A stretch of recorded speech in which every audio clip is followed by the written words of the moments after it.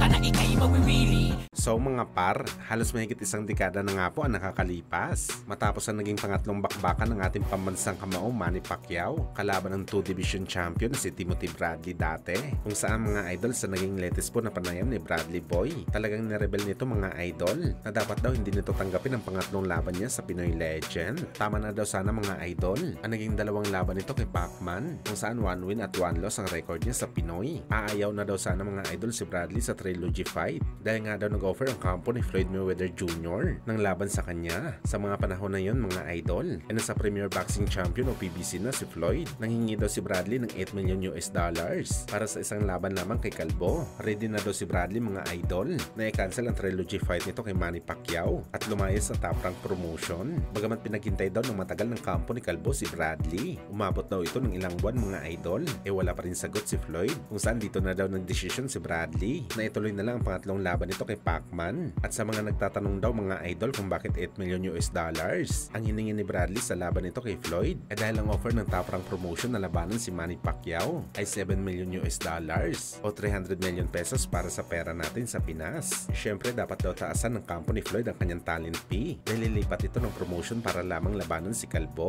Pero huli na daw nalaman ni Bradley mga idol na ang pamimilit pala ng kampo ni Floyd na labanan siya ay isa lang daw talaga ito sa mga sabotahe ni Floyd para hindi makakuha ng magandang laban si Manny Pacquiao. Dahil sa mga panahon na yun sumisikat ng husto si Boss Manny. Wala talaga intention si Floyd na labanan si Bradley o kahit tapatan man lang ang offer na $7 million para sa laban kay Pacman.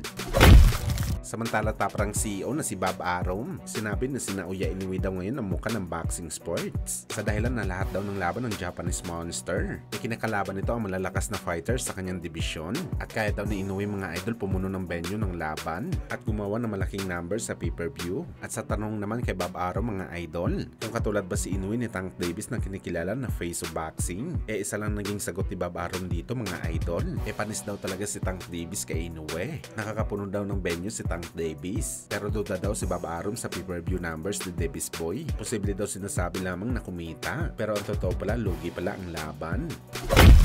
Sa kabilang banda naman mga idol, Jason Mama nagsalita na sa kanyang pagkatalo kahapon sa naging laban nito kontra kay Juan Carlos Camacho. Mangiyak-ngiyak po na mensahe ni Jason Mama mga idol na masakit man daw para sa kanya na hindi nito nakuha ang panalo sa laban, pero kailangan daw talaga tanggapin ang pagkatalo. At ang importante lang daw mga idol kay Jason Mama, naging safe ito sa laban. Nagpapasalamat din siya mga idol sa kanyang mga supporters at managers na nagbigay sa kanya ng motivasyon ahead sa laban nito kay Camacho, kung saan napakalaking sayang talaga mga idol para sa pambato natin. Sakaling nanalo sana si Jason Mama dito, posible ito maging mandatory sa WBO title sa flyweight.